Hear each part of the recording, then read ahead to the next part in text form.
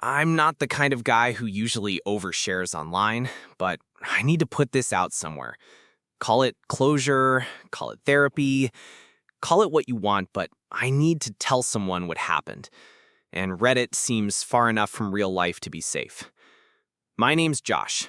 I'm 26, work in cybersecurity, and up until about 2 months ago, I thought I had it all figured out.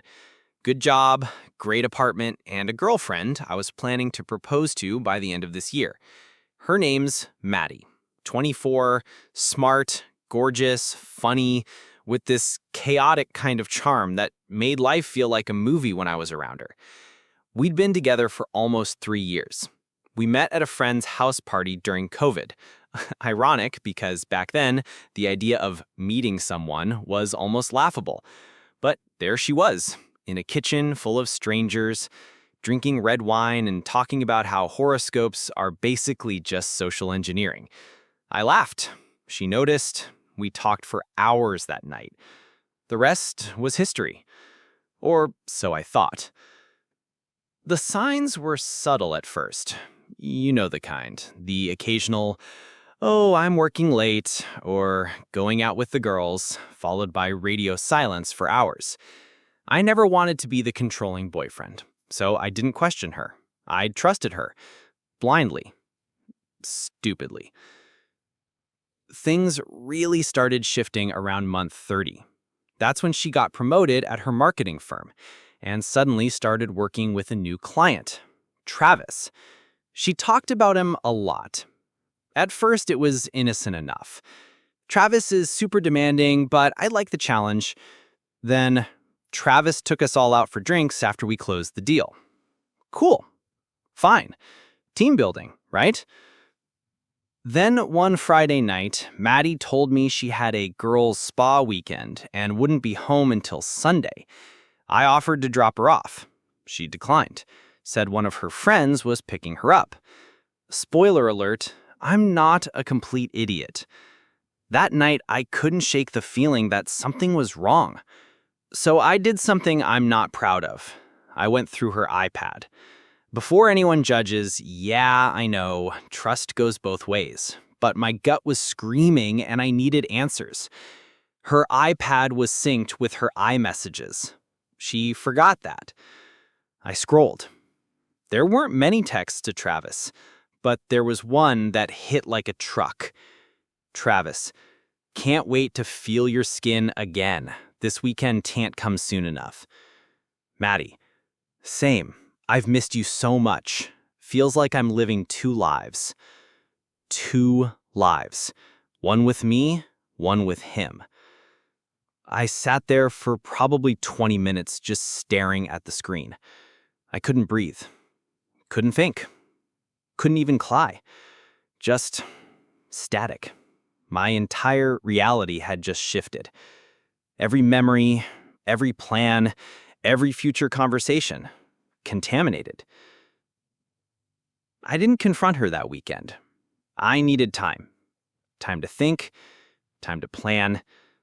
Because if she wanted to play games, I was about to beat her at her own.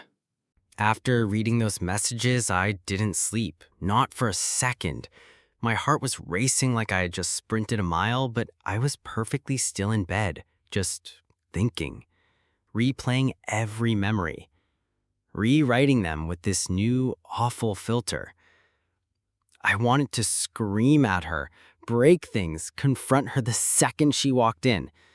But something inside me, the same calm that helps me handle high-pressure situations at work, told me to wait. She didn't know I knew. That was power. So I decided to use it. The next day, I started planning. I called my buddy Ethan, who works in digital forensics, told him I had a weird tech problem I needed help with. He owed me a few favors from way back. I asked if there was a way to clone someone's phone without them knowing. He paused for a second, then said, "You okay, man?" "Not even close," I replied. He showed me how to install a remote monitoring app using a backup restore method. Maddie's phone and iPod were on the same Apple ID, and that helped. I won't get into the technical stuff, but let's just say I had full access to her messages, location, photos, call logs, everything. It felt invasive, wrong. But so did cheating on someone who would have moved mountains for you. Over the next week, I watched her build her lies brick by brick. She told me she was staying late at work, but her location showed she was at a hotel. She said she was with friends, but her text to Travis said otherwise. I had all the receipts. Then came the opportunity. Her birthday was coming up in 2 weeks. She'd been hinting about a beach trip, something romantic. So I played along. I pretended everything was fine. I even booked the resort she had sent me a link to. 5 stars, ocean view, champagne welcome. She was thrilled. Kissed me harder than she had in months. Little did she know, that trip wasn't for her. Not really. I invited Maddie, yes, but I also made 2 other reservations. One was for me. The other was for Travis. Here's the plan. I knew from her texts that Travis thought I was just some roommate she was trying to get rid of. She told him I was clingy, emotionally unstable, and not taking the breakup well. They were already planning to go public after her birthday. Perfect. So I created a fake email pretending to be the resort concierge. I sent Travis a confirmation under Nadi's name for the same weekend, same hotel. I made sure their room was directly across the hall from mine. The irony was delicious. A few days before the trip, I accidentally left my laptop open while Maddie was in the kitchen. I had her messages with Travis up on the screen. She didn't notice at first, until I called her name and walked away, like I forgot something. I watched her freeze in the doorway. She didn't say anything. Neither did I. But from that moment, she knew. I know. Still, she didn't confess. She didn't even apologize. She just shut down, pretended everything was normal again, smiled, laughed, held my hand like nothing had happened. Fine, she wanted to act. I'd give her the performance of a lifetime. The day of the trip, we drove in silence. She was on edge, I could tell. I played it cool. Checked us in, got the key cards, ticked the valet. Classic boyfriend of the year stuff. Then we got to the room and I told her I forgot something in the car. I left her there, alone. 10 minutes later, I knocked on Travis's door. And trust me, you won't believe what happened next. I stood in front of Travis's door, heart pounding.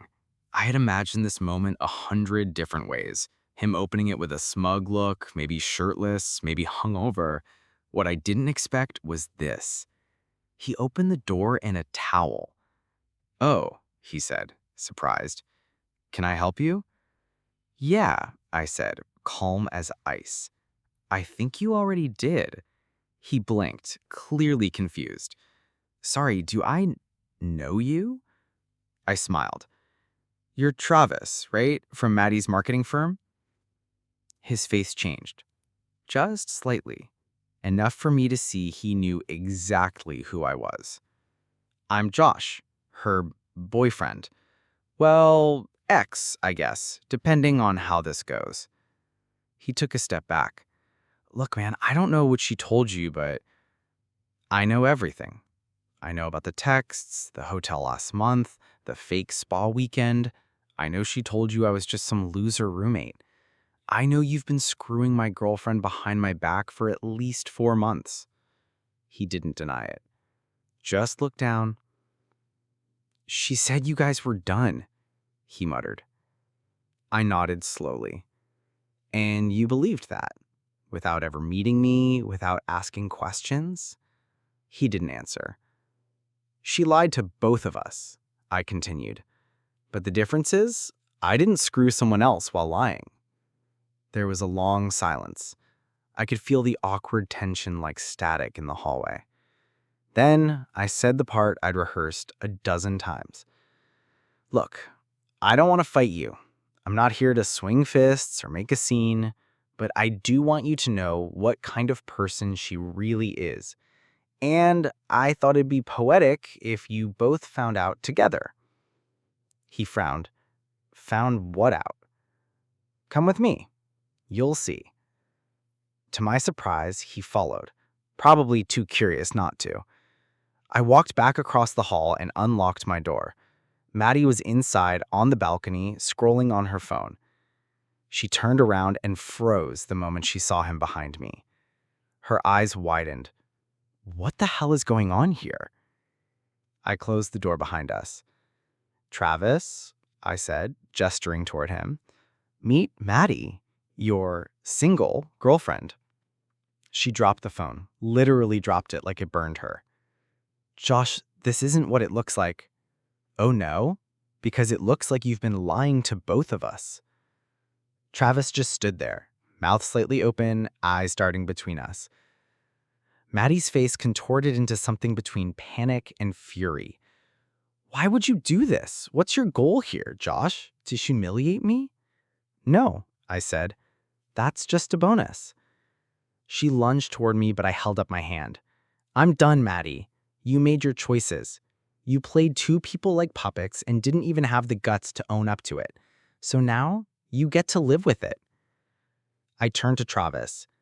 You want her, be my guest. Just remember how you got her. I walked out of the room without another word. Later that night, I heard shouting from across the hall, doors slamming. Travis left the hotel alone. Maddie stayed. But that wasn't the end. I still had one move left, because revenge isn't just about exposing the lie. Sometimes it's about rewriting the truth. After walking out of that hotel room, I felt a strange kind of peace. Not happiness, not satisfaction, just clarity. I knew I couldn't undo what she did. I couldn't unsee the betrayal, unread the messages, or unfeel the nights I held her while she was lying to me. But I could do something else, something that would stick with her far longer than any screaming match or petty argument ever could. So I went home, and I got to work. See, while Maddie was still at the beach licking her wounds, or Travis's, who knows, I was at our apartment clearing my stuff out. But I didn't just pack a bag and bounce. I left a few things behind, carefully chosen. In the living room, I left a framed photo of us from 2 years ago, smiling at her sister's wedding. I put a sticky note on it that simply said, "This was real. You ruined it." In the kitchen, I left a copy of the reservation confirmation for her name and Travis's, printed and circled in red. Right next to it, a bottle of the wine we drank the night we moved in together, half full. And in our shared closet, I left an envelope. Inside was a USB stick. On that USB were screenshots of every message she sent to Travis, the hotel bookings, the "I miss yous," the lies she told about me being emotionally manipulative and unhinged. I compiled it all into a neat little PDF titled "Chronology of a Liar" by Maddie. But the crown jewel was what I did next. Maddie had always prided herself on being an influencer in the making. She had a small but loyal Instagram following, a lot of lifestyle posts, travel, skincare, book reviews, wine tastings, that kind of thing. Her dream was to launch a podcast and start collaborating with ethical brands. So, I helped. I created a Google Drive folder, anonymous, of course, with all her screenshots, organized by date. Then I sent it to 2 people. Her boss at the marketing firm, the one she got the promotion from, and a skincare brand she was negotiating a small brand deal with, one that heavily promotes honesty and mental wellness. No commentary. Just a simple subject line. Not who she pretends to be. Petty? Maybe.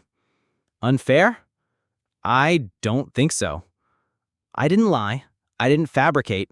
I didn't manipulate. I just showed the truth. And the truth speaks louder than revenge ever could.